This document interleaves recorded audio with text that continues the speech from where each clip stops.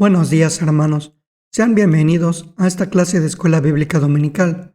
Continuamos con nuestro estudio, el conocimiento del Dios Santo. El día de hoy nos corresponde estudiar el tema, Dios, el juez. Vamos a orar para pedir la dirección del Señor en estos momentos de estudio que tendremos. Padre eterno, gracias te damos, Señor, por tu amor y tu misericordia. Gracias te damos, Señor, porque tú permites que como iglesia estemos reunidos en estos momentos, Señor, para poder estudiar tu palabra, Señor, para poder estudiar las enseñanzas que tu palabra tiene acerca de ti. Gracias te damos, Señor, porque en tu palabra tú nos dices quién eres y lo que debemos creer de ti, Padre eterno.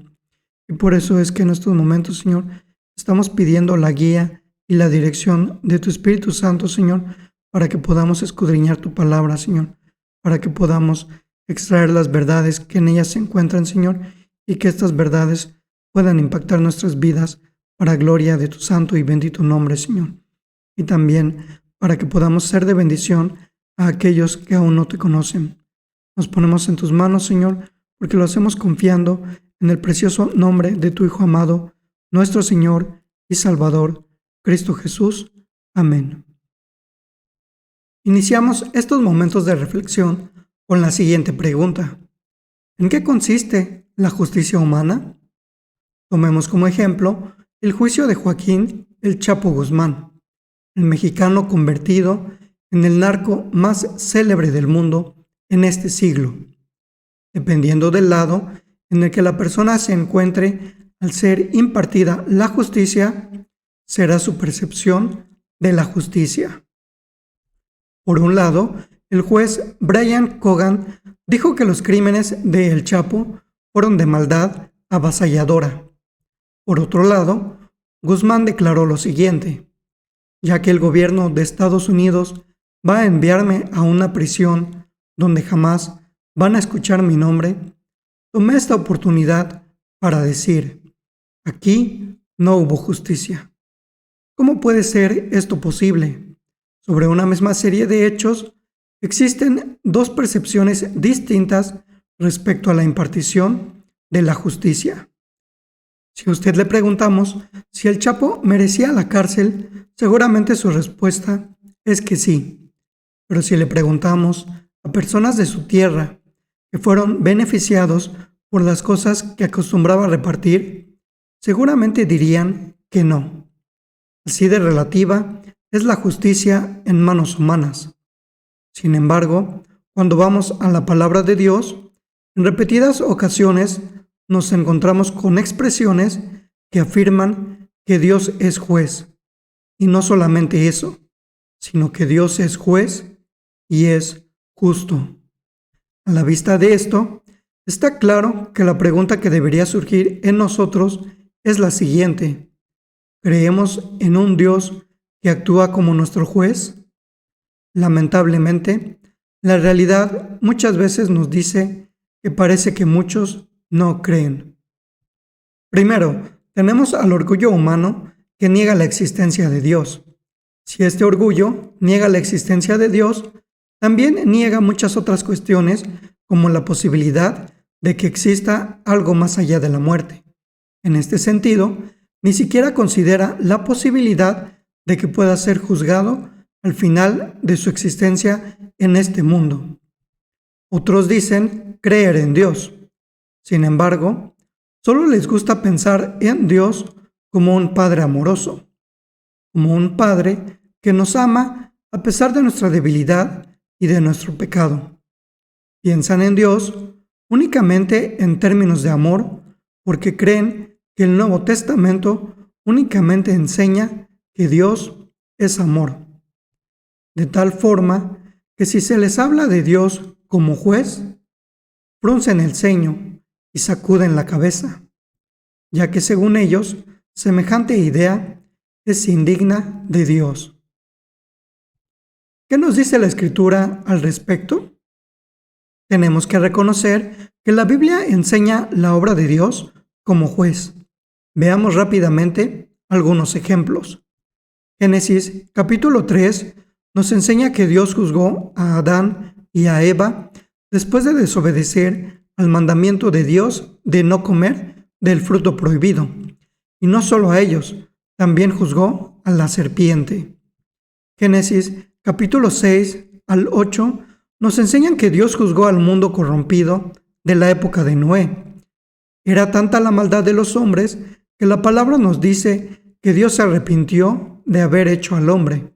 Sin embargo, Noé halló gracia ante los ojos de Jehová y fue salvado del juicio, juntamente con su familia, para preservar a la raza humana.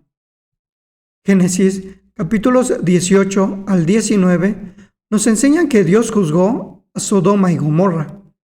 Era tanta la maldad en estas dos ciudades que Dios decidió castigar y destruir estas ciudades. Es de resaltar el diálogo de Dios con Abraham, cuando Abraham busca interceder para que el justo no sea destruido juntamente con el impío, ya que Dios es el juez de toda la tierra y hace lo que es justo. En el libro de Éxodo, capítulo 32, se nos enseña que Dios juzgó al pueblo que adoró al becerro de oro, el pueblo de Israel recién liberado de Egipto. Inclusive fue salvado de los carros de Faraón, y aún así, al no ver a Moisés, decide fabricarse sus propios dioses de oro. Por esa razón, el pueblo fue juzgado y Moisés tuvo que interceder para que el pueblo no fuera destruido. Mucho antes de que el pueblo de Israel entrara en la tierra prometida, Dios le había advertido al pueblo que si no eran obedientes a sus mandamientos, habría consecuencias. El segundo libro de Reyes, capítulos 17, 24 y 25, nos relata cómo Dios juzgó a su pueblo, permitiendo que fueran conquistados y posteriormente llevados cautivos. El reino del norte fue víctima de los asirios, mientras que el pueblo del sur cayó ante Babilonia. Con los ejemplos mencionados hasta ahora, no debemos tener la falsa idea de que el castigo de Dios solo aplicaba al pueblo de Israel. Ya lo había dicho el patriarca Abraham: Dios es juez sobre toda la tierra y por lo tanto también juzga a las naciones. El libro de Daniel, en sus capítulos 4 y 5, nos enseñan que Dios juzgó a Nabucodonosor y a Belsasar, dos reyes de Babilonia.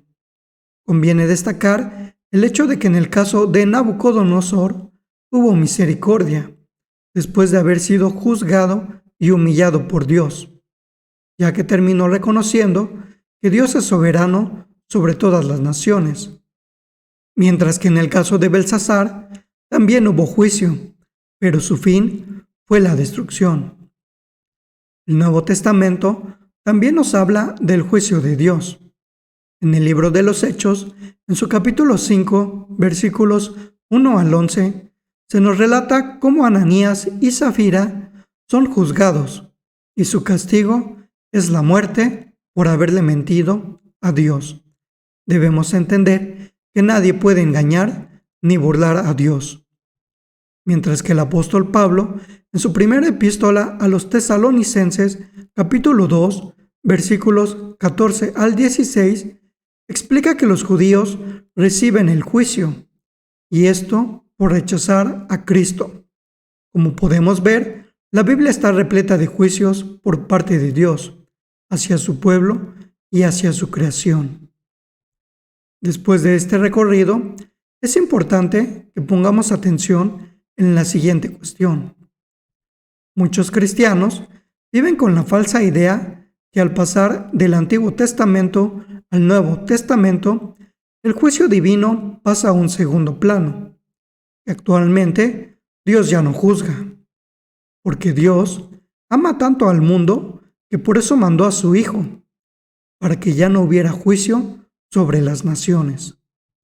Sin embargo, en el Nuevo Testamento encontramos mucha evidencia de que la acción de Dios como juez, lejos de reducirse, se acentúa. Es decir, Dios no ha dejado de actuar en este mundo como su rey, como su soberano, como su juez, ya que el Nuevo Testamento está dominado por la certidumbre de que en un día venidero habrá un juicio universal. El Señor Jesucristo lo anunció durante su paso en este mundo y está presente en los escritos de los apóstoles y también en los discursos donde comunicaban el Evangelio. El libro de los Hechos, en su capítulo 17, nos relata cómo el apóstol Pablo presenta el Evangelio a los atenienses.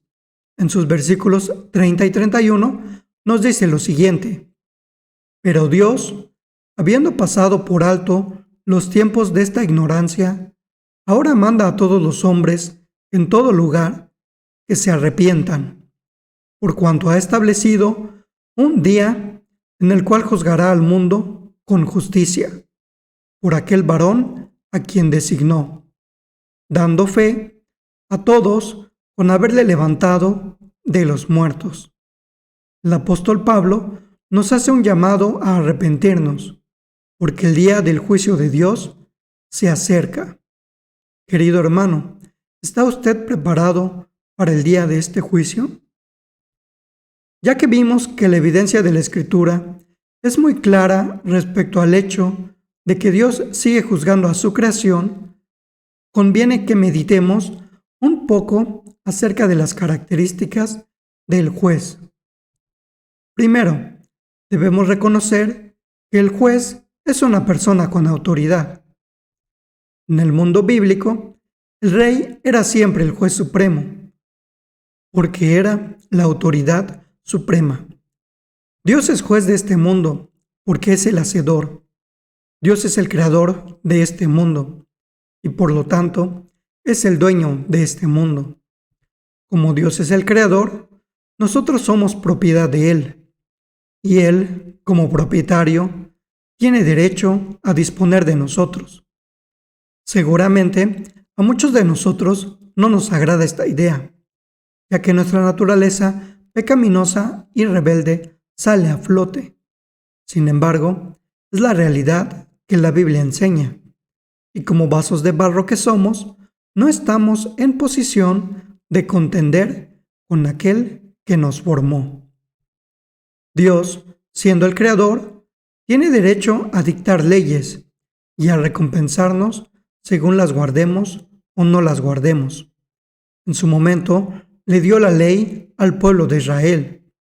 Nuestro Señor Jesucristo resumió esta ley en el amor y la obediencia a Dios, y en el amor a nuestro prójimo como a nosotros mismos. El Señor es el legislador y es el juez. Es aquel que proporciona las leyes y que juzgará que también las cumplimos. Segundo, el juez es la persona que se identifica con lo que es bueno y justo. Un juez injusto que no tiene interés en asegurarse de que el bien triunfe sobre el mal constituye, según las normas bíblicas, una monstruosidad. El Dios de la Biblia ama la justicia y odia la iniquidad. Él es el ideal del juez, totalmente identificado con todo lo bueno y todo lo justo. Tercero, el juez es una persona con sabiduría para discernir la verdad. La primera tarea del juez es constatar los hechos del caso que se le presentan. Es su responsabilidad interrogar, descubrir las mentiras y establecer los hechos. Dios como juez es omnisciente y su sabiduría escudriña los corazones y descubre los hechos. Nada se le escapa. Podemos engañar a los hombres, pero no podemos engañar a Dios. Esta es una verdad que nos convendría recordar siempre. No podemos esconder nada de Dios. El autor de Génesis da testimonio de cómo Dios obra como juez. En su capítulo 18, cuando Dios tiene el diálogo con Abraham acerca de lo que hará con Sodoma y Gomorra. Los versículos 20 y 21 nos relatan el actuar de Dios. Por cuanto el clamor contra Sodoma y Gomorra se aumenta más y más, y el pecado de ellos se ha agravado en extremo, descenderé ahora, y veré si han consumado su obra según el clamor que ha venido hasta mí, y si no, lo sabré. Nada puede ser escondido de Dios. Él conoce todo lo que sus criaturas realizan, y en el momento que Él así lo determine, llevará a cabo su juicio. Por último, el juez es la persona con poder para ejecutar sentencia. En nuestros países, el juez solo pronuncia la sentencia y alguien más se encarga de ejecutarla. De la misma forma que las leyes son elaboradas por otros cuerpos de gobierno, el juez no se encarga de ser el ejecutor de estas leyes. Únicamente se encarga de dictaminar la correcta observancia de estas leyes o su violación. Sin embargo, Dios es su propio ejecutor. Así como legisla y sentencia, también castiga. El eje de la justicia que expresa el carácter de Dios es la retribución, es decir, el dar a los hombres lo que ellos han merecido, porque esta es en esencia la tarea del juez, de tal forma que el otorgar bien por bien y mal por mal es natural a Dios. Al respecto, la palabra de Dios nos dice lo siguiente: porque es necesario que todos nosotros comparezcamos ante el tribunal de Cristo, para que cada uno reciba según lo que haya hecho mientras estaba en el cuerpo, sea bueno o sea malo. Segunda a los Corintios, capítulo 5, versículo 10. Todos vamos a comparecer ante el tribunal de Cristo para rendir cuentas sobre nuestras acciones en este mundo.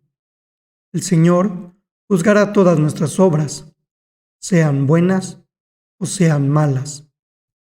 El dilema que se ha presentado a lo largo de la historia humana expresa el salmista en el Salmo número 73, donde, en la experiencia humana, los inocentes son víctimas y los impíos prosperan y tienen paz, será resuelto en el juicio final.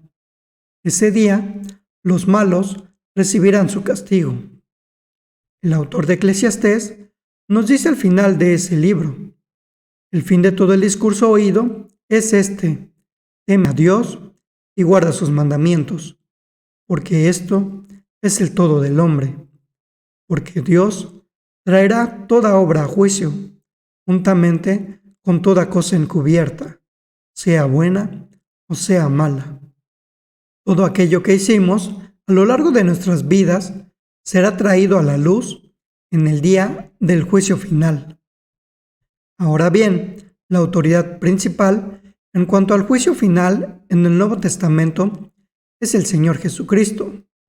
Respecto a este asunto, nuestro Señor Jesucristo dijo lo siguiente, según lo registra Mateo capítulo 25, versículos 31 al 34. Cuando el Hijo del Hombre venga en su gloria y todos los santos ángeles con él, entonces se sentará en su trono de gloria y serán reunidas delante de él todas las naciones, y apartará los unos de los otros, como aparta el pastor las ovejas de los cabritos. Y pondrá las ovejas a su derecha y los cabritos a su izquierda. Entonces el rey dirá a los de su derecha: venid, benditos de mi Padre, heredad del reino preparado para vosotros desde la fundación del mundo. Versículo 41. Entonces dirá también a los de la izquierda: apartaos de mí, malditos, al fuego eterno, preparado para el diablo y sus ángeles. Versículo 46. E irán estos al castigo eterno, y los justos a la vida eterna. El Señor Jesucristo es el que juzgará en medio de los pueblos y las naciones para separar a aquellos que son sus ovejas de aquellos que son cabritos, para separar a los justos que gozarán de la vida eterna, de los malditos que sufrirán el castigo eterno. Otro pasaje que expresa la misma idea lo encontramos en el Evangelio según San Juan, capítulo 5, en sus versículos 22 al 24, que dicen lo siguiente: porque el Padre a nadie juzga, sino que todo el juicio dio al Hijo, para que todos honren al Hijo como honran al Padre. El que no honra al Hijo, no honra al Padre que le envió. De cierto os digo, el que oye mi palabra y cree al que me envió, tiene vida eterna, y no vendrá a condenación, mas ha pasado de muerte a vida. El Señor Jesucristo juzgará en el día del juicio final. Vuelvo a preguntarle, querido hermano, ¿estamos preparados para el día de este juicio? El Señor Jesucristo nos da la respuesta. Si honramos al Señor Jesucristo, si escuchamos su palabra, si le creemos a Dios, entonces estamos preparados, ya que tenemos vida eterna y no seremos condenados en el juicio. Si esto no es una realidad de nuestras vidas, entonces tenemos la invitación por parte del Señor a que nos arrepintamos, a que confesemos nuestros pecados, a que confiemos en la obra salvadora del Señor Jesucristo, a que creamos en su palabra y a que le honremos como Salvador y como Señor. Solamente así estaremos preparados para afrontar este juicio. Por último, quiero dejarlos con estas palabras del teólogo Charles Hodge. Dios es justo. Todos los hombres son pecadores. Por ello, todos son culpables. Esto es, están bajo condenación. Por ello, nadie puede ser justificado, o sea, pronunciado no culpable, sobre la base de su carácter o conducta. Los pecadores no pueden dar satisfacción a la justicia, pero lo que ellos no podrían hacer, Cristo, el Hijo eterno de Dios, revestido de nuestra naturaleza, lo ha hecho por ellos. Él ha traído la justicia eterna, que cumple todas las demandas de la ley. A todos los que renuncian a su propia justicia, confían en la justicia de Cristo, Dios los justifica y salva. Este es el Evangelio que debemos predicar a todos aquellos que aún no conocen el amor y la misericordia de Dios. El Señor les bendiga. Les agradecemos mucho que nos hayan acompañado a esta transmisión de Escuela Bíblica Dominical. Asimismo, les seguimos invitando a que sigan participando de las actividades que estamos llevando a cabo de forma virtual como Iglesia Príncipe de Paz. A mediodía tenemos nuestro culto de adoración. De la misma forma, si alguno de ustedes tiene una necesidad, le invitamos a que se ponga en contacto con la Junta de Diáconos, con el consistorio o con nuestro pastor para ver la forma de apoyarlo con esta necesidad y de estar orando por usted. Que el Señor les bendiga y les guarde.